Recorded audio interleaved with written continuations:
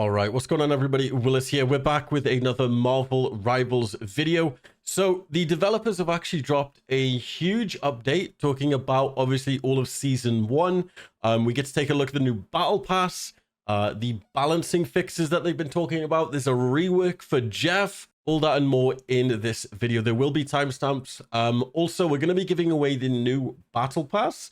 So if you want to enter that giveaway, just like this video, leave a comment, and make sure to subscribe. We'll be talking about the battle pass later in this video, the new one coming with season 1. So let's jump in to the video. So starting off, the developers have actually dropped Dev Vision Volume 3 over on YouTube, and this basically covers a lot of stuff in season 1. They talk about basically just an overview, the narrative, battle pass details, new playable characters. Obviously, they talk about Mr. Fantastic and the Invisible Woman. New maps, the balance changes, which we'll be going into, some new competitive mode updates, new features, and yeah, let's just jump straight into it. Now, I've basically summarized the entire video, so we don't have to watch the entire thing. You can basically just listen to me and we'll talk about the most important things that they mentioned in this video. So they obviously start the video off addressing the community, and obviously everyone's excited as hell that Marvel Rivals is such an amazing success. They said the team remains committed to improving the game by addressing obviously the ongoing issues, optimizing design,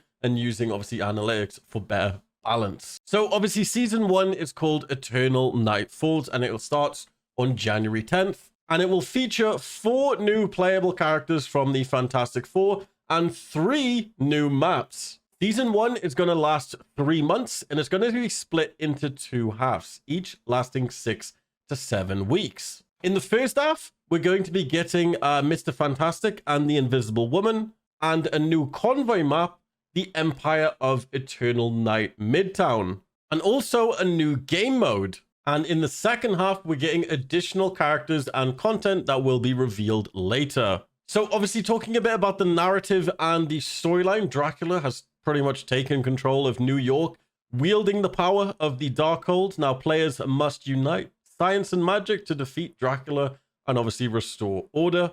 The story will unfold across season, forming part of a unified saga. So yeah, let's jump in and talk about the battle pass. Now the battle pass is obviously you can get the luxury one or you can get the normal one. The luxury battle pass obviously offers double the content of the first ever battle pass in season 0. If you didn't know, the season 0 battle pass was pretty much just sort of like a beginner, and obviously we didn't really get that much time to complete it. The season 2 battle pass has way more skins and way more stuff for you to earn, and it will cost 990 lattice. Completing it will earn you 600 lattice and 600 units, and it contains a total of 10 costumes, including these looks for Loki, Wolverine, and Scarlet Witch. We'll also be taking a look at some gameplay of the Loki and the Scarlet Witch skin later in this video. As well, obviously for players who are worried, there will be a mechanic that will ensure you can recover tokens that have been obviously lost under certain conditions, so ones that come back from the previous battle pass. So obviously they talked about the new playable characters. We have Mr. Fantastic and the Invisible Woman. Here we've got some new actual HD renders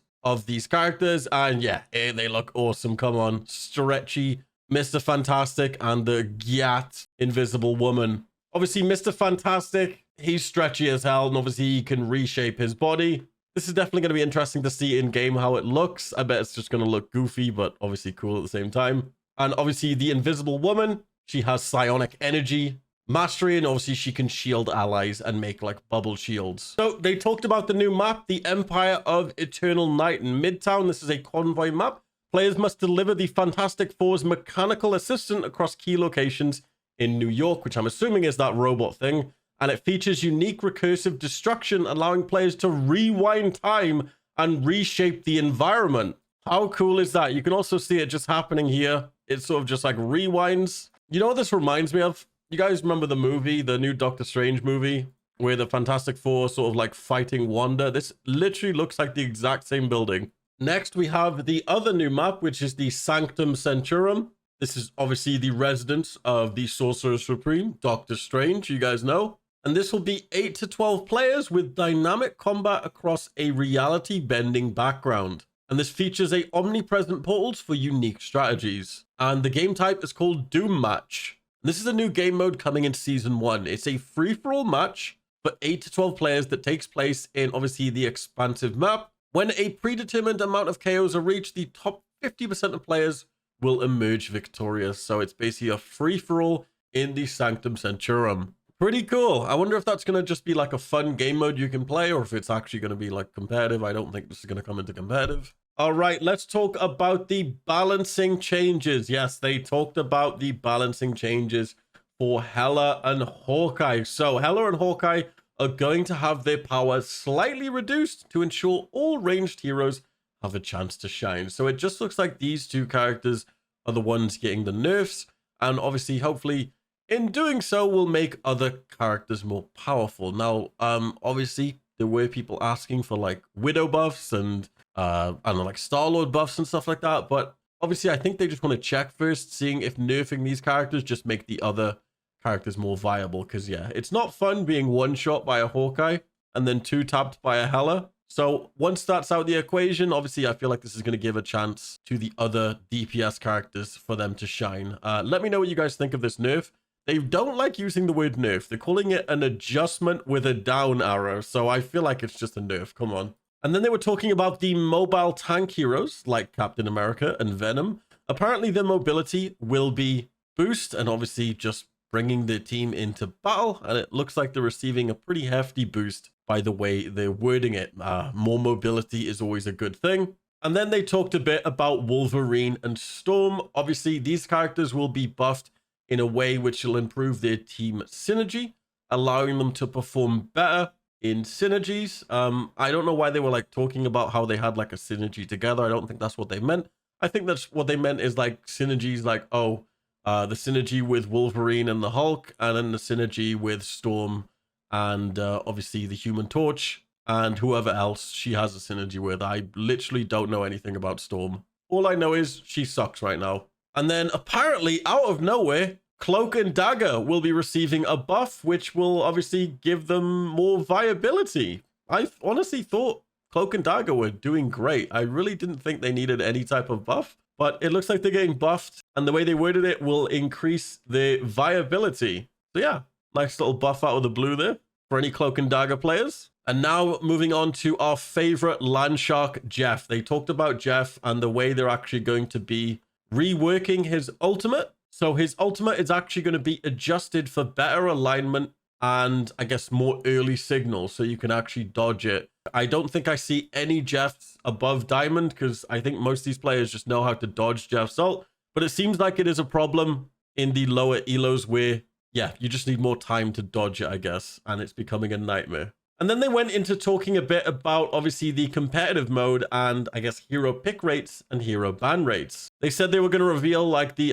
win rates and the pick rates for all the characters, but guess what? We already know all this information. Now, whether or not it's updated perfectly yet, we'll have to wait and see. But they're bringing out a system by the looks of it where you can just go and check out, obviously, the pick rate and the ban rate for characters and stuff. And obviously just all of the stats. So yeah, talking a bit about how the ranks are going to work at the start of Season 1. So it looks like whatever rank you're at, you will drop 7 divisions, and that will be your new rank starting at Season 1.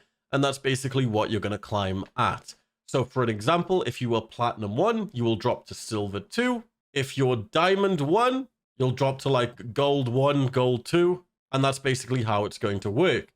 And guess what? They're going to be adding a new rank in between Grandmaster and Eternity called Celestial. This should balance out the ranks a bit more. I feel like there's so many players in Diamond and Grandmaster who basically just shouldn't be here. So I feel like this is going to nudge everybody down a rank or two. And then I guess that's going to be your sort of peak for competitive. So whatever rank you are currently, you'll probably go down 1 rank unless you're obviously able to climb higher. It's just going to be like an extra rank, and this is obviously going to focus on 3 more divisions. So it'll go up to Grandmaster 1, 2, and 3, and then Celestial 1, 2, and 3, or 3, 2, 1, 3, 2, 1. And then you'll get to Eternity, and then 1 above all. So they were talking a bit about obviously preferences and some new options being added in the menus.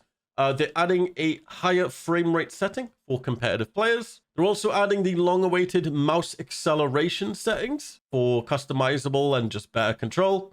And also a new streamer mode for obviously people who are streaming, designated for content creators. And I guess finishing up, obviously Season 1 will introduce double the playable content, bringing the total roster to 37 characters by the end of the season. The second half of the season, featuring the Thing and the Human Torch, will launch in 6 to 7 weeks. So we won't be receiving those characters for a while. And obviously they said the team's very excited to jump in and see how you save New York from Dracula. Jumping back to the Battle Pass, there is some gameplay here of the new Loki skin we will be receiving in the Battle Pass. I mentioned this a while back. He has this really cool scythe. It looks awesome. And then also the Scarlet Witch skin, which definitely looks amazing.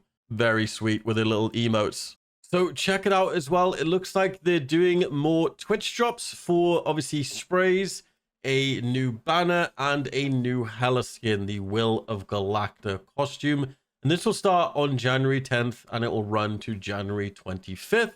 And this is the first part of the Twitch drops.